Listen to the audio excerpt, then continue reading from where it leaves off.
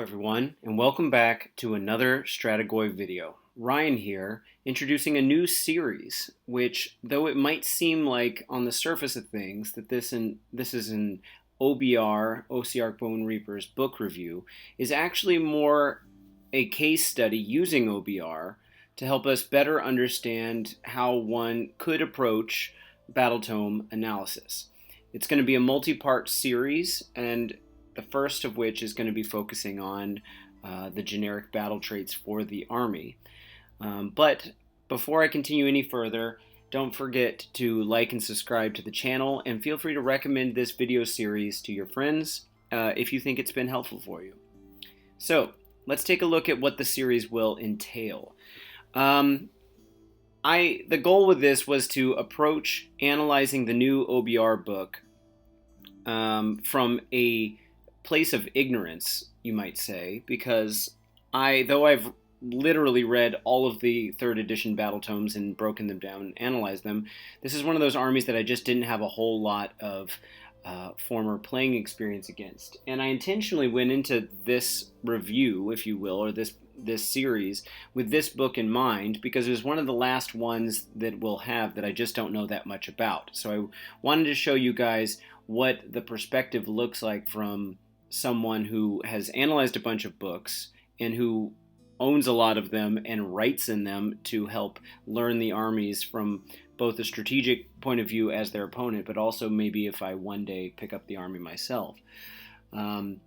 So anyway, I approached these different sections of the book in an order in real time that felt like reasonable to me, given my level of knowledge of the army, which wasn't particularly great. So I started with the battle traits, then I moved on to talking about the battle line units, unconditional and conditional, then the sub-factions themselves, the spell lore, then the enhanceable heroes, as in those that can take command traits and artifacts, then the enhancements themselves, and then kind of the rest of the army. So the series goals that I had for this, as I said, I'm an experienced Battletome analyzer, if you will, not to pat myself on the back too much, but again, I do own every single 3rd edition Battletome and have been kind of nerdily studying the books for quite some time. I get into the legalese of the way GW words their Battletomes, and thought that for those of you out there that are either picking up your army's book, for just as an update to what you already have, or you're picking up a book for the first time, that seeing how I do it, and sort of a archetype of how you might go through, or prototype of how you might go through and analyze such a book. Given that I've done it so many times, coming up on 30 times now, I think, in total, maybe actually more. And I take detailed notes in my books, so maybe you'll find that interesting. I know it's not everyone's cup of tea to write in their books, but it's not only the Math Hammer stuff, which we'll cover a little bit of in the series, but largely underlining things, trying to think through how you'd use them, and so forth. So I thought this could be handy, as I said here, learning one's army with a new book, or just an update to a book that you already know pretty well. And as such, this isn't a Battletome review per se. Yes, we'll be focusing entirely on OBR, but it's not meant to be a perfect reading of the OBR book where I had time to study it. I intentionally went in without hearing a single review from the YouTube community, or even getting feedback from friends about what they think about the new book. I tried to go in as ignorantly as possible, so that my on-camera recording here is actually authentic of what it looks like when I'm reading something for the first time. That means I'm going to get a few things wrong, or I will realize things better as time goes on with studying the book. In listening back to the first of the videos that I've recorded, I've already noticed a couple things that I would have liked to have added, but it is what it is. Also, while I'm on this point, this was my first time recording a camera over a book, and so it might get a little noisy at some points, and it's not going to be the highest level of recording that we've ever done, but I found a solution that seems to work. Also, I was sick at the time with my Serbian flu, although my symptoms weren't too harsh at the moment of recording, but my excuse is if I keep clearing my throat or whatever. And then finally, this should be the goal with the series really is that it's applicable to all armies, not just OBR. So again, it's not meant to be an OBR review per se, though it would be the first time we've covered the army on the channel in full like this. And there's no commentary from Jonas. It's just my perspective. I probably also won't do any list building, though that could be an extension of the series later on if we like. But I really do hope people walk away from this with a new way of, or new insights perhaps, into analyzing their battle tomes, and they walk away with some benefits from this. It's something, it's kind of a gap I've seen in the AOS YouTube communities, what the content is that's out there. There are some good educational channels, but this is something I haven't really seen someone do in depth. It's not just man reads book per se, it's supposed to be man reads book with the interest of trying to see what can be gained from the process itself. But I think I've made that clear enough. So without further ado, I'm gonna go ahead and transition here over to the actual coverage. So here we go. Let's start with the generic battle traits themselves. For Ossiarch Bone Reapers. So if we start here, we can just kind of glance at this page, just show you a little bit more of it. Just taking a quick look, I see that we've got the legions, which is going to be our standard sub-faction options, which is kind of a non-battle trait. Then we've got 1, 2, 3, 4, and then on the next page, we actually have a fifth that I'll put in view for the next section here. But we have a number of allegiance abilities here, battle traits that are generic before we most likely get to the command traits, artifacts, spells, maybe prayers. I don't even know if this army has priests or not. So let's take a look at what we've got. So first off, without going into too much detail about this is the normal legalese text for sub-factions. It's always good to note that you can pick one. That used to be more useful than it is now, because in sub-factions in second edition books, you were tied to certain command traits and artifacts. But it's more of a unnecessary thing now. I think Soulblight is one of those books where you have to pick one, which is interesting. But anyway, I'll read through it, but it's just legalese to get you through making sure that your army lines up with all the requirements for a faction as it must be defined for normal legal play. So you can pick one of the following sub-factions for your army. A little core rules reference there. All Ossiarch Bone Reapers units in your army gain the keyword of the sub-faction you picked, and you can use the allegiance abilities for that sub-faction. If a unit already has a different sub-faction keyword on its war scroll, it cannot gain another one. This does not preclude you from including the unit in your army, but you cannot use the allegiance abilities for its sub-faction. So anyway, there are 6 of them from what we see here. Mortis Praetorians, Petrifex Elite, Staliac Lords, Ivory Host, Null Myriad, and Crematorians. There's some little things I can pick apart here.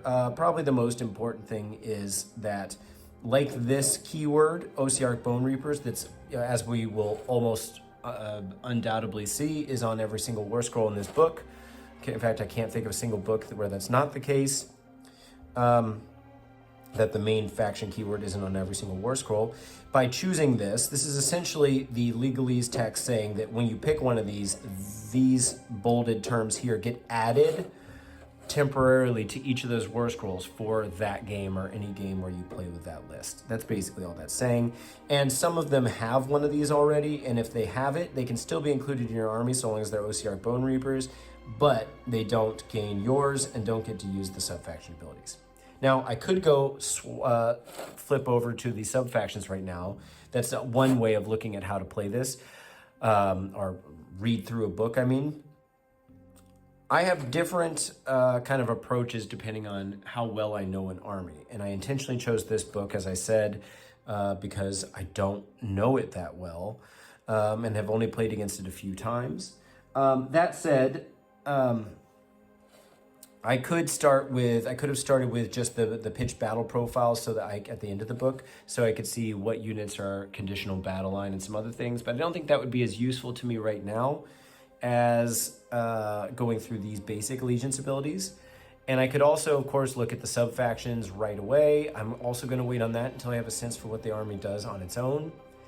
And then I could also just look at the war scrolls, which I actually did with Khorne, because I didn't have a really good feel for what the units actually did. There were so many random units in Khorne that I just was ignorant about. So this book, I have a little bit better sense for what the units do, so I'm starting here. All right, let's look at our first real battle trait. This would be ranks unbroken by descent. And for those of you that aren't aware, obviously the italicized stuff that comes underneath a lot of abilities in the game is just lore text. It's there to create a sense of, why this rule is this rule, but it has no impact on the game. So anyway, this is simple. Do not take battle shock tests for friendly Ossiarch Bone Reaper units. There's nothing I need to do in here to underline or say. It's just they're battle shock immune, and that's what the army does. So that's pretty cool. Interesting, because a lot of death armies have a bravery of 10 anyway, and this is just like the on-crack version of that, if you will. And then we also have Deathless Warriors. Friendly Ossiarch Bone Reapers units have a ward of 6+. Two very simple rules, and having a ward of 6+ is kind of standard for death armies, so there's no real surprise there. All right, let's move on to maybe the juicier stuff. Naderite weapons. If the unmodified hit roll, so sometimes I like to underline which one, because sometimes it's the unmodified wound roll, which is empirically worse unless you're trying to stack these kinds of things. If the unmodified hit roll for an attack made with a melee weapon, I always underline this. Now, I know going in that this army is not a shooting army, with the exception of the catapult, but it's just good to know that this is only for melee weapons. I usually underline these. With a melee weapon by a friendly Ossiarch Bone Reapers unit is 6. That attack scores 2 hits on the target instead of 1. Make a wound roll and save roll for each hit. The ability has no effect on attacks made by mounts unless noted otherwise. So let's talk about this. This is basically just the normal rules text for what we could otherwise call exploding hits. Functionally, mathematically, exploding hits have the same impact as +1 to hit, but this depends on what else you have going on. The best version of what you can do is have a 3+ to hit, do a +1 to hit, so that you're up to a 2+, and then have exploding hits, which makes you even better than. It functionally makes you a 1+, but we know that doesn't exist. Ones always fail in the game. So this is a good buff if you already have a good to hit stat and you are able to bump it up, especially. If something triggers on 6s though, like if the book has anything that triggers on 6s for mortal wounds, 6s to hit, you have to choose between this and that. Now this is for all of your units, but in melee, and only not the mounts unless noted otherwise. And remember, companions count as mounts for game purposes. So I would also underline this. Now, it remains to be seen for me if anything else will be noted otherwise. But in the meantime, we can assume that this is the case. But that's a pretty good rule to have just blanket across your army. Thus far, we're looking a little Daughters of Cain-ish, right? Because they've got some exploding hits that you can do for like a heroic action. I think it might have been different before. Slanesh used to have this too. And then the 6+ ward, which is down here, which is also kind of a Daughters of Cain thing. But anyway, relentless discipline. This is what we all know about. I know enough about OBR to know that they essentially have not been playing in 3rd edition properly because they were a sort of prototype army for testing out the rules for how command points could be used in 3rd edition back when their 2nd edition book was written. And that was pretty cool. And then it's taken this long, basically 2 years into 2nd edition or 3rd edition, for them to finally get an update that allows them to interact with probably the rules as is. But let's make sure that that's the case. If you command an Ossiarch Bone Reaper's army, so if you're playing Ossiarch Bone Reapers, notably, they don't have the keyword. That's because that's not how it works when they're talking about the army. It's talking about specific units. The army itself is listed as not in bold plus this. When you receive your starting command points, you receive extra command points as follows. These command points are cumulative. Okay, so we have 3 different situations. You receive 1 extra command point if there are 3 or more Ossiarch Bone Reapers units on the battlefield. Okay, now 3 or more, so that's only 1 extra. You receive 2 extra command points if there are 5 or more friendly Ossiarch Bone Reapers units on the battlefield. And you receive 3 extra command points if there are 7 or more friendly Ossiarch Bone Reapers units on the battlefield. Okay, this is interesting. So if you were to look at this on the surface, you would think, and again, this is coming from a place of ignorance who isn't, someone who's intentionally not listened to any of the coverage of the new rules. The way they've listed this sounds like it's one or the other, but it's not, right? So it's not saying if there are 3 or more, you get 1, but then if there are 5, you get 2 instead of 1. Or if there are 7, you get 3 instead of 2 or 1. Then what this is actually saying, if I'm not mistaken, is if you have 7, you get 3 plus 2 plus 1, which is 6. Which is pretty good. Now, the thing that's a little confusing to me, and I'm pretty sure this is easily solvable by looking at the rules, but if you command an Ossiarch Bone Reaper's army, when you receive your starting command points, you receive extra command points as follows. Now, starting is a little bit misleading. I'm assuming starting command points, this wording is what we're talking about at any point in the game when you receive command points in a turn. It might even be when you're general. It might be for the battle round. It could be for each turn when your general would receive 1. But it could be starting as in the start of the game. Now, I haven't had to interact with this wording anytime recently, so I would have to look this up. But this is one of those things that, unfortunately, the English language and rules text, you have to be careful about. Because I could see someone easily saying that starting command points just means at the beginning of the game. That's still a lot of extra command points, but the one reason I'm going to say that's probably not the case, it says they're cumulative, which is a fancy way of saying this is not or, but I don't like that wording either, because cumulative usually sounds like it happens one after the other, as in like the Daughters of Cain battle traits, where each turn they keep getting new abilities. These aren't happening sequentially, they're happening at the same time. They're just listed in an order because you have to list them in an order, and it's a logical order to list them in. So I don't like that wording either, but it is what it is. They're basically saying that it's not or, one or the other. But even if you did get 6 at the beginning game but never got them again, then they would fall off at the end of that first turn. Like we know, at the end of the first battle round, you lose any unspent command points. So that's not a very good rule. And the way that this is kind of structured is obviously it gets weaker as you lose units. It's also encouraging you to play MSU, meaning minimal size units, or I guess maximum small units would be a way of looking at it, where you have a large number of small units, right? And that way you can keep this longer, I suppose. Because if you had exactly 7, you lose 1, and you fall off to this level, you're only getting 3 extra. So that's a big loss. It's a 50% loss. But anyway, I'm assuming starting command points is starting of the battle round. I'd have to go look. That might be even one of those rules text things that's in kind of like a gray box. And then it's a thing that you can refer to later. So I don't know. I'm going to have to go look that up. But in the meantime, my guess is that at the beginning of each battle round, you're getting up to 6 extra command points to be used. And fortunately, from what I understand before, their commands were not interactive with any of the normal all-out defense, all-out attack, and all that.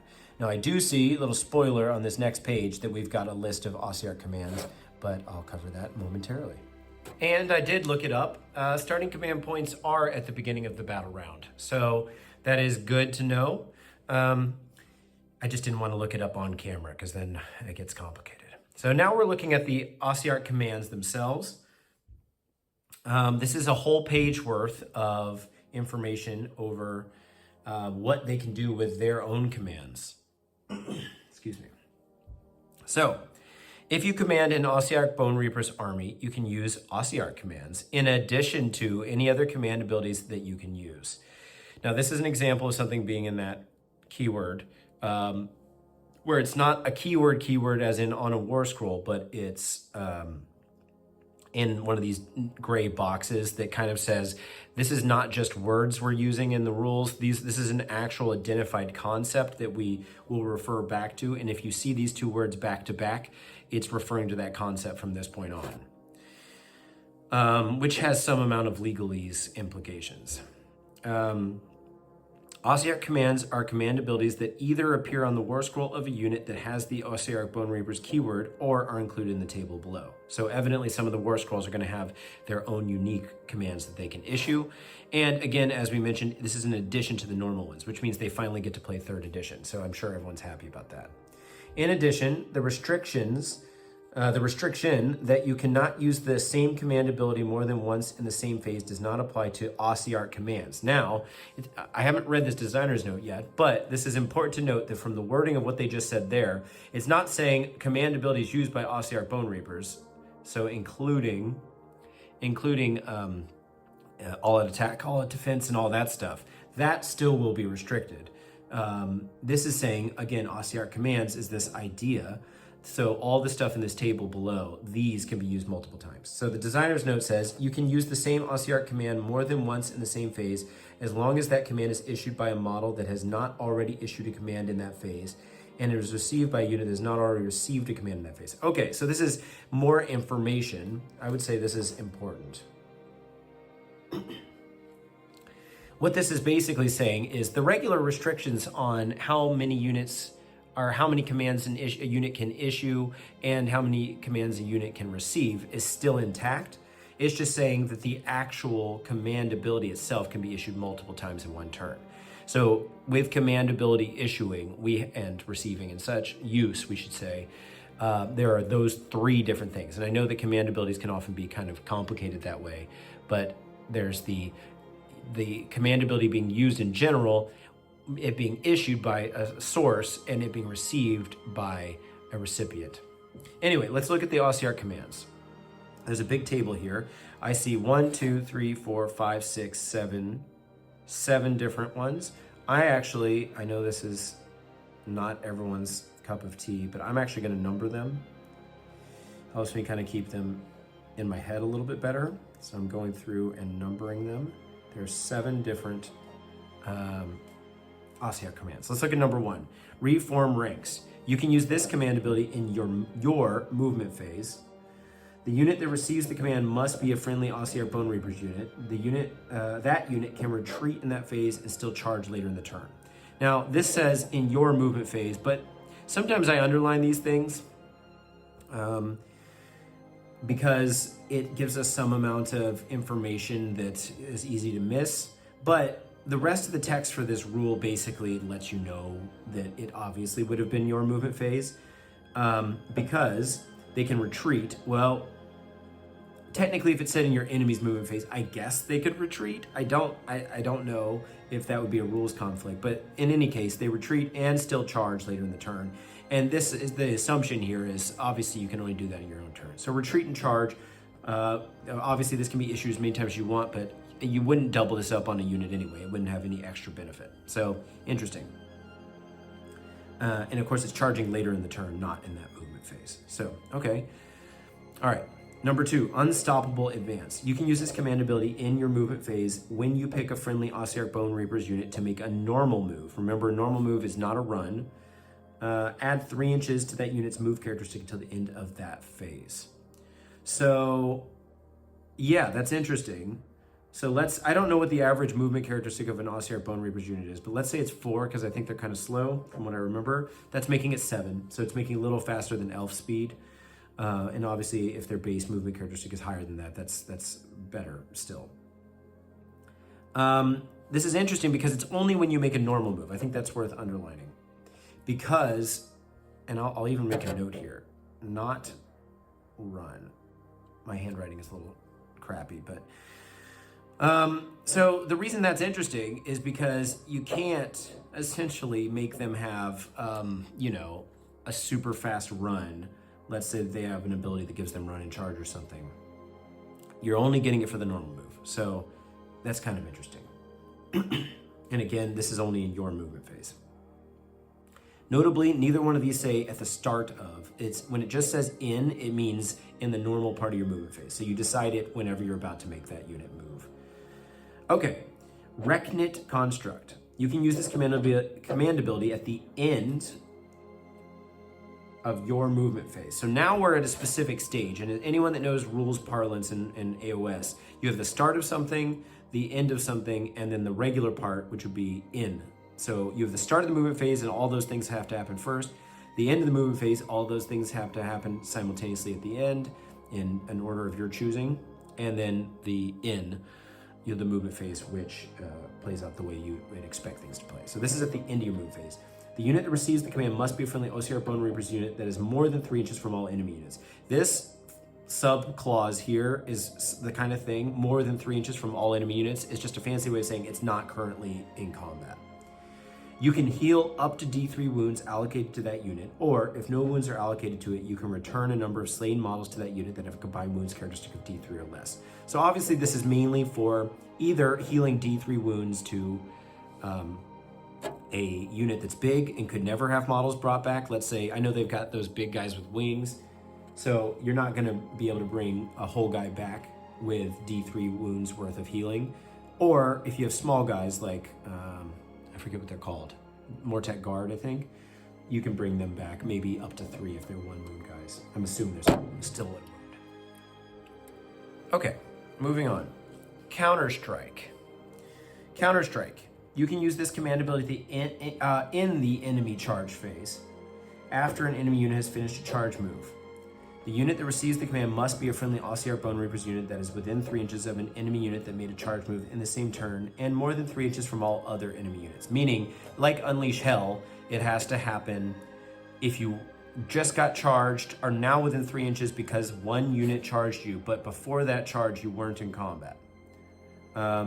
Add 1 to wound rolls for attacks made with melee weapons by that unit in the following combat phase.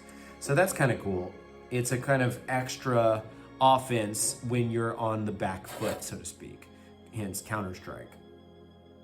Notably, it won't work unless you totally delete that unit and then get charged the next turn with like a double turn. It's not going to be eligible to be done again with that unit as long as they're still in combat. So it's kind of a one-off thing. Yeah, so that's essentially their version of Unleash Hell, I guess. It's more an Unleash Hell in combat. A melee version would be you can fight immediately, but obviously that's not what it is. That's too strong. No one would charge you. But getting +1 to wound is kind of cool because we've already got +1 to hit, so you can double up on those things. And because they are in different phases, this is in the charge phase and +1 to hit is in the combat phase, you can stack those command abilities. Whereas if this was at the beginning of the combat phase, you wouldn't be able to benefit from it. All right, Impenetrable Ranks. You can use this command ability when a friendly Ossiarch Bone Reaper's unit is picked as the target of an attack. The unit, that unit must receive the command. Until the end of the phase, add 1 to ward rolls for that unit for the purposes of the Deathless Warrior's battle trait. Okay, so this has some depth to it. It doesn't specify a specific phase, and the reason it's not is because it simply has to be picked as the target of an attack. So this could be in any phase, really. It could be if you're making a charge move and you get Unleashed Hell, Unleashed Hell, or whatever the right making of that a verb would be. It could be if someone fights in the hero phase. It could be in either combat phase, all kinds of things, right? you're essentially, so this is one of those ones you want to keep in your back pocket to think about. Until the end of the phase, so that phase in particular, add 1 to ward rolls. So we already know that the Deathless Warrior's battle trait is a 6+ ward, so now you're getting a 5+. Now, the reason why they don't say +1 to ward rolls in general, and not just for the purposes of Deathless Warriors, is maybe some unit in this book has a 4+ ward on their war scroll, and they don't want you to make that a 3-up. So, that's pretty cool. Yeah, I like it. All right, Bludgeon. So you can use this command ability at the start of the combat phase. Now, whenever I see this, so I always think, okay, start, and this is both. So you could use it, you could do it both turns if you want. The unit receives the command, must be a friendly Ossiarch Bone Reaper's unit. Improve the range characteristic of that unit's melee weapons by 1 until the end of the phase. Now, because this is the start of the combat phase, because this is the start of the combat phase, you can't stack this with +1 to hit, right? But it could still stack with the counter strike if you got charged. So you could get +1 to wound and improved rend. And remember, the reason we say improved rend instead of +1 to rend is because we actually, a better rend is -1 rend, but it's confusing because it feels, are we trying to emphasize that it becomes a higher negative number or like a more negative number? Or are we trying to emphasize that it's going up or down, like, in terms of quality? So I often say +1 rend, but what I really mean is improved rend by 1. All right, and let's look at the last one, Unflinching Coordination. You can use this command ability in the combat phase after friendly Ossiarch Bone Reaper's hero has fought for the first time in that phase. So this is probably at both combat phases, but I'm gonna read more rules text because there's a lot here. The unit that receives the command must be a friendly Ossiarch Bone Reaper's unit that has not yet fought in that combat phase, that is within 3 inches of an enemy unit, and that is wholly within 12 inches of that friendly Ossiarch Bone Reaper's hero. That unit fights immediately. Okay, I always underline wholly because it is a distinction and it's important to note. I'm going to go ahead and read the designer's note before commenting. If the unit you pick to fight immediately is an Ossiarch Bone Reaper's hero, after that unit is fought, you cannot then use this command ability to pick another friendly Ossiarch Bone Reaper's unit to fight immediately. We saw this with the Virkos subfaction stuff in Soulblight. So this is just saying you can't do an endless chain of fight immediatelys, because technically, like we said, we can issue this an unlimited number of times, these OCR commands. So it could be possible that you would do that, but that's not what we're doing.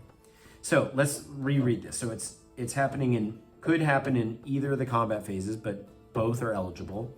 After a friendly OBR hero has fought for the first time. So this is trying to encourage more of the heroes being part of the unit fighting, and then the unit fights, and then we're kind of incentivizing activating with that hero. So the who receives it, the unit that receives the command, is any Ossiarch Bone Reaper's unit. Now it can be a hero, but it can also be a non-hero, and it just has to have not yet fought in the combat phase. It has to be within combat range, so 3 inches, and it has to be wholly within 12 inches of that Ossiarch Bone Reaper's hero that already fought, and then it gets to fight. So that's cool. So in total, kind of summarizing this, we know that they receive extra Relentless Discipline at the beginning of the turn. So they're receiving, it's not Relentless Discipline points, it's now just command points, but the rule is called Relentless Discipline. They're getting extra CPs, up to 6 extra, which is great. They can you still now use regular command abilities. That's obviously great. And when they use Relentless Discipline ones, or their version of it, the OCR commands, they can issue them multiple times in turn, but not from the same source or to the same unit receiving them.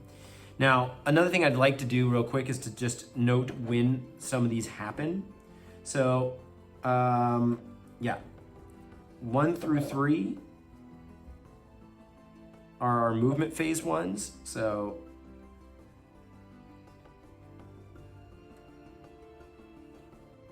those are our movement phase ones. 4 is enemy charge phase. 5 was, let's see, any phase. 6 was combat phase, and 7 was combat phase. So I'm only gonna make 2 of these.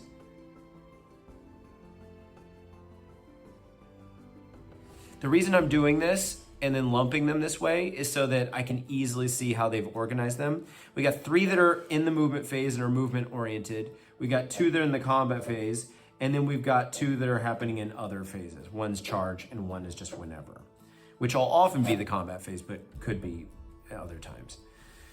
So in general, I think these are great. I think we had something similar to this, if I remember correctly, from OBR before, with the extra 3-inch movement and maybe some of these other things.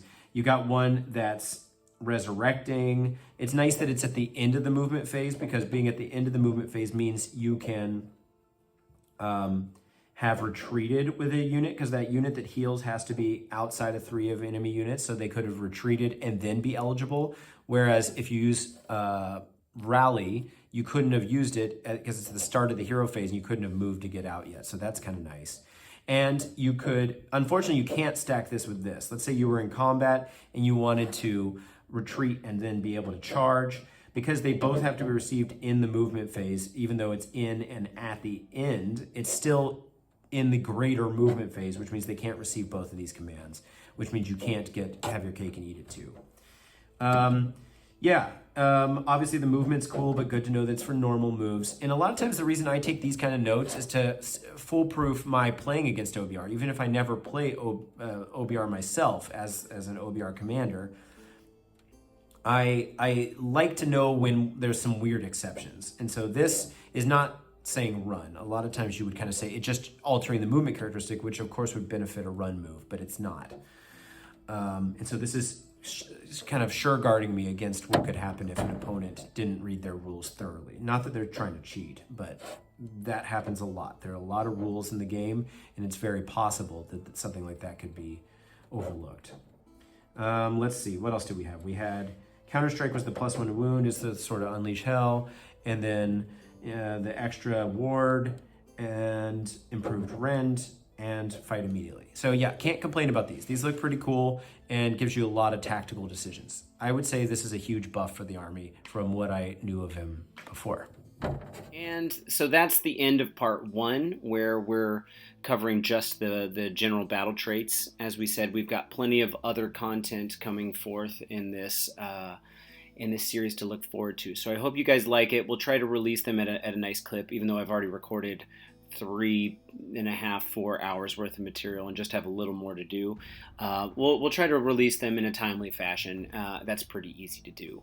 But thanks again for watching. I hope you guys enjoyed. Feel free to leave some comments down in the comment section. I'm happy to get back to you on those, and also comments in the Discord channel. Join the Discord and all the good YouTube stuff. Until the next time, Ryan out.